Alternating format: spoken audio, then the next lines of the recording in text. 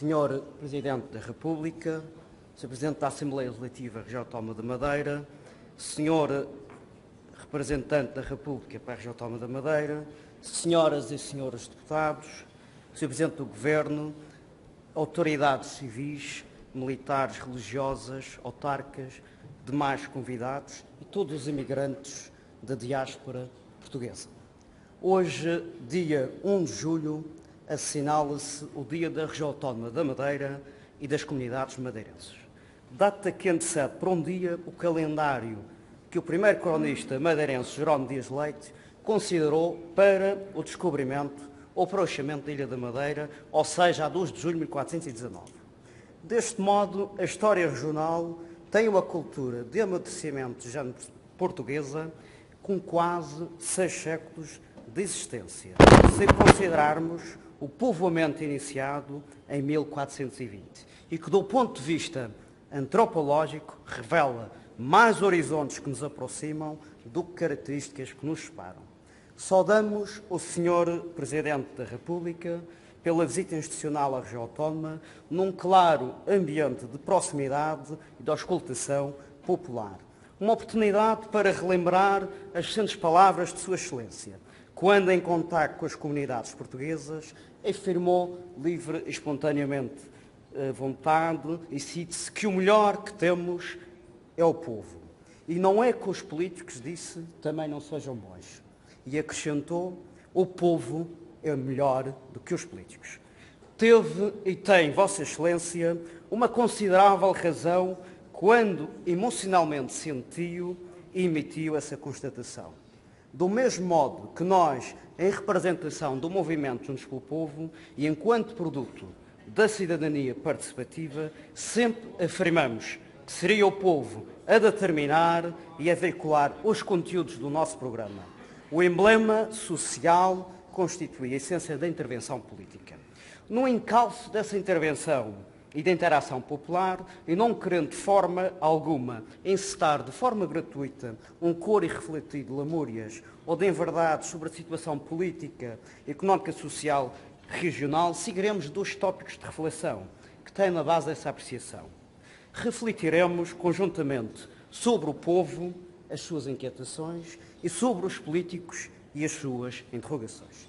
Falemos primeiro do povo e da sua percepção da realidade conduzida pelos políticos. O povo sustentou uma política de austeridade, em concreto na região autónoma, com a mais alta taxa de impostos que há memória. A região, em 2011-2012, deparou-se com uma situação de falência generalizada. Faliu a região, faliram as câmaras e centenas de famílias ficaram insolventes perante os seus compromissos. Mas enquanto a região pagou a dívida com o dinheiro dos contribuintes e com o recurso aos empréstimos de um Estado que cobrou mais juros do que a própria banca, as empresas e os cidadãos pagaram com prejuízos, com insolvências e com despedimentos. Muitos ficaram privados do seu emprego. Tiveram que tirar os seus filhos das escolas, que adaptar as suas vidas, que emigrar. Muitos perderam a sua casa perante um Estado que lançou um cobrador de impostos ao estilo de governos ditatoriais. Falamos da frieza de uma autoridade tributária. Posto isto, o povo, na sua legitimidade, questiona onde está a responsabilização civil e criminal dos políticos perante a má gestão da coisa pública. A Madeira e o Porto Santo têm atualmente a mais alta taxa de desemprego do país, cerca de 14,3%, e 1,9 percentuais acima da média nacional. O desemprego jovem cifra-se acima dos 44%. E o povo tem questionado, tem perguntado onde reside a promoção do emprego prometida pelo Partido Social Democrata. E novamente o povo, com a maior legitimidade e coerências possíveis, faz a seguinte comparação. Como é que uma região autónoma da Madeira, que tem malogradamente mais de 21 mil desempregados, muitos deles sem qualquer tipo de apoio social, se dá ao luxo de ter um governo regional do PSD que já nomeou interna e politicamente até hoje, quase 500 pessoas em 15 meses de governação. Numa conjuntura de grave situação de calamidade social e desemprego, temos um governo, sim, que faz vida de rico, que esbanja milhões para segurar uma escassa maioria. E há mais aspectos que o povo questiona. Por que razão temos um estacionamento mais caro de um hospital público do país, por exemplo?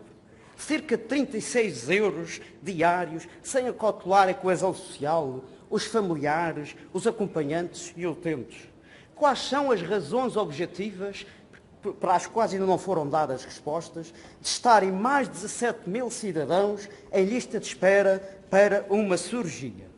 E por que razão, entre outras, temos custos de transporte marítimos interilhas e operações portuárias mais caras de Portugal e da Europa?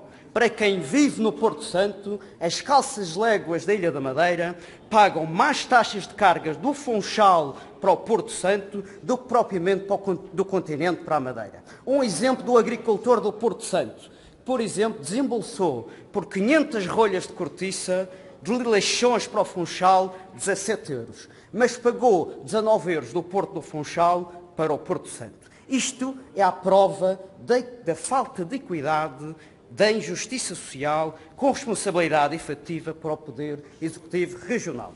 Convenhamos agora uma incursão sobre a encruzilhada dos políticos. Os políticos da maioria parlamentar regional queixam-se ao povo e às redações que a oposição não apresenta propostas e alternativas credíveis. O mais caricato é que essas queixas da suposta ausência de soluções têm sido publicadas num jornal da Madeira que o Sr. Presidente do Governo, Dr. Miguel Albuquerque, afirmou que não despenderia nem mais um tostão dos contribuintes. E para dirimir qualquer dúvida, esclareça-se, em 2015 o Governo do PSD transferiu para o Jornal da Madeira 2,2 milhões de euros e este ano cifra-se já em 1,1 milhões de euros. Por outro lado, compreende-se a reação pelo facto das propostas não chegarem pela via oficial ao Poder Executivo.